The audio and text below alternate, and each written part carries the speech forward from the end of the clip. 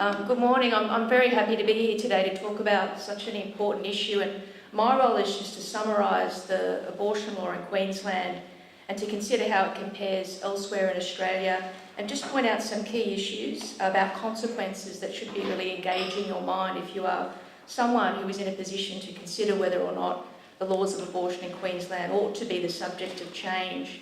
So firstly, abortion is available up until birth in all jurisdictions of Australia, subject to certain criteria, and that criteria differs between the jurisdictions. And it really does reflect a different theoretical or philosophical approach to what is abortion and when should the law regulate its performance for the common good. Now in Queensland, like New South Wales, where I'm from, the unborn child is recognised in the criminal law as having some kind of moral value, regardless of its gestational age.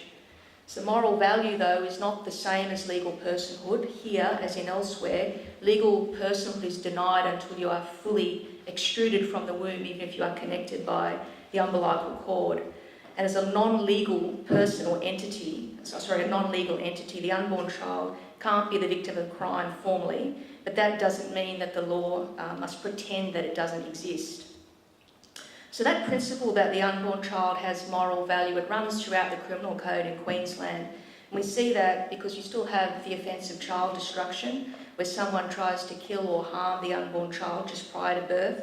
And also you have other offences that protect against harming or trying to kill the unborn child at any stage of their development. And both of those offences are punishable by life imprisonment. But abortion is a principled exception under the law of Queensland, and the reasons are clear. A lawful abortion occurs where a doctor holds a view that to perform abortion is a proportionate response to preserve the woman's life, and importantly, that phrase, to preserve her life, has been interpreted by the courts to not just mean her imminent death, it extends to include significant harm to her physical and her mental health. So as recently as 2016, the Supreme Court here in Queensland reaffirmed that concept of preserving her life to extend to mental health when it permitted a 12-year-old girl who was 9 weeks pregnant and had a history of mental illness to have a medical abortion. They were concerned about an increased risk of self-harm, and there were quite a few medical experts who gave evidence in that case and were obviously subject to cross-examination, and the court found that an abortion in that circumstance was lawful. Now, there's no persuasive evidence that women who meet the criteria are not able to access abortion. Doctors, continue to be the gatekeepers of abortion in Queensland, and their authority to determine who may have abortion is obviously linked to their clinical skills to evaluate clinical factors as opposed to non-clinical factors like social or economic concerns that they really have no expertise in assessing and no practical ability to investigate those claims. Now, in the usual way, as with any lawful medical procedure, they need to ensure there's informed consent, and we rely upon their integrity and their professionalism in wanting to ensure the best interests of their patient and their professional skills in being able to determine whether the consent is informed and free, or is it subject to coercion, which would invalidate the consent and should lead to not having an abortion.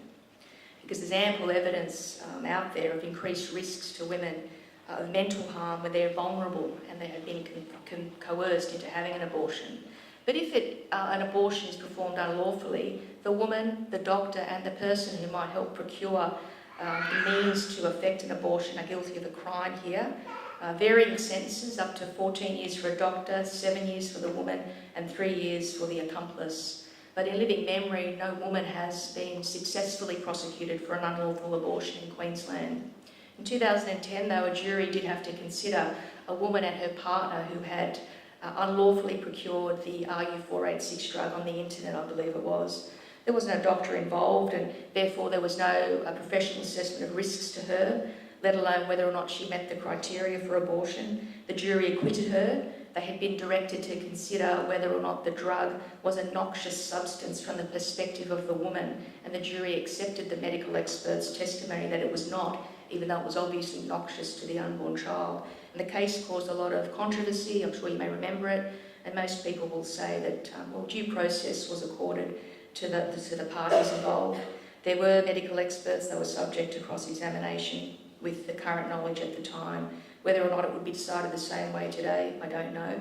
But the case highlighted the concern of removing doctors from the performance of abortion. You lose the benefit of ensuring that it's not only lawful, but also performed with due care and skill, with follow-up treatment for any complications, both physical and mental. So retaining the ability to prosecute a woman for an unlawful abortion probably has its place in very special cases. They may be quite rare circumstances, but they would require that she had intention, there were no sort of mitigating factors, and they provide a specific deterrent to her and a general deterrent to the community, that abortion is a special procedure because it destroys human life, and for that reason the law should regulate it. So it's not abused, and doctors should be involved with their oversight to ensure that it's performed safely. Now, under Queensland law, doctors who perform an abortion lawfully have immunity from prosecution. The community is protected from unscrupulous doctors by the ability of the law to punish doctors who perform illegal abortions. And as gatekeepers, we rely on their integrity, that they should be punished if they don't go through the motions required by the law, which is to make proper inquiries to see whether or not abortion is a proportionate response to the threat of some sort of clinical harm to the woman, including mental harm. In 2006 in New South Wales, a doctor was successfully prosecuted for an unlawful abortion. He prescribed drugs to quite a young woman in an advanced state of pregnancy. I think she was 23 weeks pregnant. But this doctor had not performed the appropriate assessment, certainly hadn't recorded it, that she'd gone through the process of assessing that there was some clinical risk to this woman. The woman was not prosecuted. The judge made the point that it was not the gestational age of the fetus that was the concern, it was that the doctor hadn't gone through the usual steps of assessments to form an honest opinion that abortion was a proportionate response to concerns for the life or health of the mother. And the failure to follow up on those assessment requirements did not meet community standards as reflected in the law, let alone professional standards. And that particular doctor had quite a number of outstanding complaints against them for other matters. So essentially she was a bad doctor, and she was found guilty not only of a crime and given a 2-year good behaviour bond, but she was guilty of professional misconduct before the medical board. So without such laws, both bad doctors may practice with impunity, may be subject to a complaint by the medical board, or maybe a civil suit for negligence. But there's a lot of issues about bringing a civil suit in this state and other states as well. We have to have a certain level of harm before it can justify commencing what might be quite a bona fide action.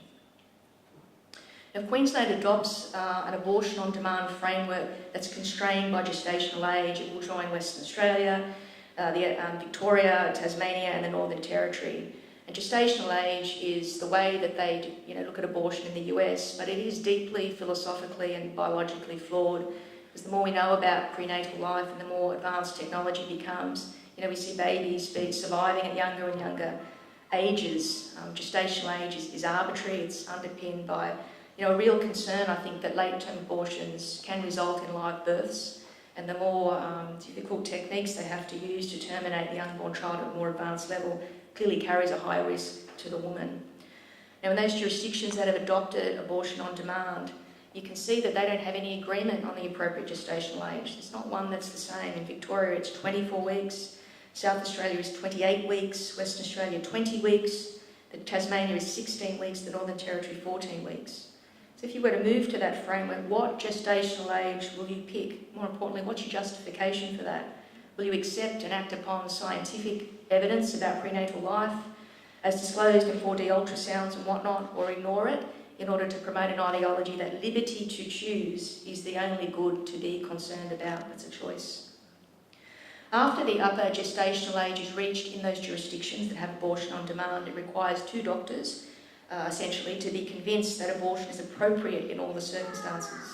There's no requirement for them to have any particular training or skill. There's no requirement for them to even be registered in that particular state. They could well be full-time abortion providers, and that should raise a legitimate concern about the advice about other options that are presented to the woman. One of the other consequences of adopting an abortion on demand framework is obviously there will be more abortions. That's the point of it. It's to open the field wider. So with a high demand, it raises the very obvious question of is there an adequate supply of doctors trained and willing and able to perform abortion? That raises, in turn, the issue of whether the state can place limits on a doctor's freedom of conscience. Freedom of conscience is just a basic requirement of the human condition. It's necessary for us to live in community with others, and so too is freedom of speech. Refusing to perform an abortion because you don't accept the premise that it's a clump of cells, or that the woman has a moral right to end its life for whatever reason she believes is appropriate, is hardly irrational, and it's not illegal.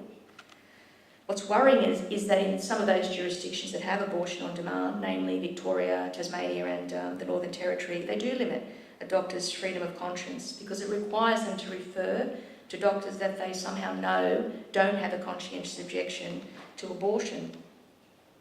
Even though that they don't need a referral in most of those states, and the woman can quite capable of finding that information out herself. Additionally, notwithstanding a conscientious objection, those doctors still have to perform an abortion if it's considered necessary to preserve her life. And now I spoke earlier about how courts have had quite a broad interpretation of that term to include significant harm to physical or mental health. I think the possibility exists it could be applied to even, demand in remote areas where it could be argued that a delay in obtaining abortion might cause anxiety or distress, mental harm, to her. The doctors asked to perform that service, they should share the belief of the woman that it is in her best interests and that it is, in fact, a good act to perform, whether they think the act itself is good or the consequences of the act are good. No one has a right to demand medical treatment. There has to be some connection between your request and the core principle of medicine.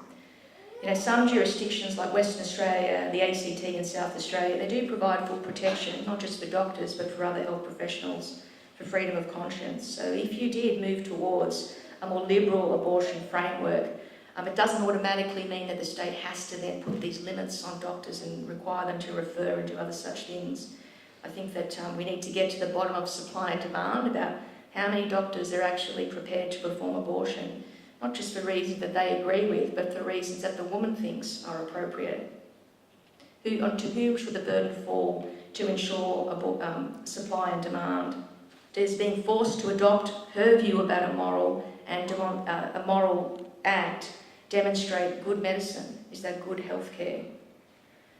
Now lastly, I just want to touch upon these bubble zones or no protest zones around abortion clinics. It's a new trend in Australia and it's trending overseas as well, and its premise rests upon the allegation that women are harmed by seeing people protesting about abortion, including people who are not holding signs or they're engaged in sidewalk counselling, but people who are just congregated to pray in a silent vigil.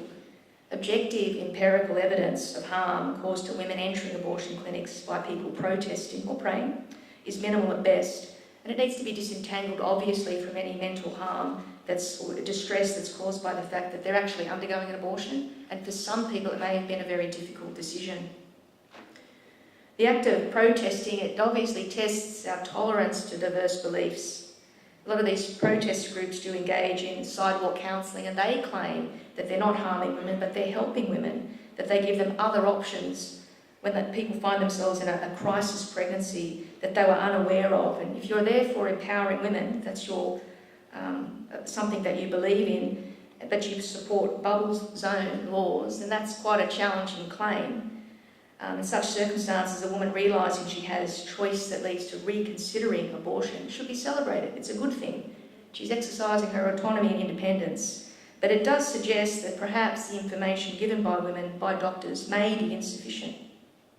And ensuring that women are given the same information about risks and options is very challenging in this area, but I think it's vital for good medicine. However, these claims by sidewalk counsellors do also require objective empirical evidence, because public health laws, based on a claim that there's a collective experience of all women entering these clinics and that it's sufficient justification to violate the right of freedom of speech, needs to be justified.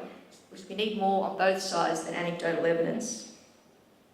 These bubble zone laws exist in Tasmania, the ACT, Victoria and the Northern Territory. While they differ in various respects, which I won't go into, they do have the common aim that protesters should neither be seen nor heard by people entering those clinics. And they have been used to prosecute sidewalk counsellors in Victoria and protesters in Tasmania. But their validity, the validity of those laws, will be tested in the High Court, because there's some concern that they violate an implied freedom of political communication, which is promised by our Commonwealth Constitution.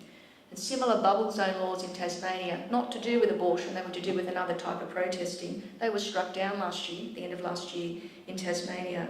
So I don't think any state should be considering bubble zone laws until that very important issue, Commonwealth will override the states, is determined.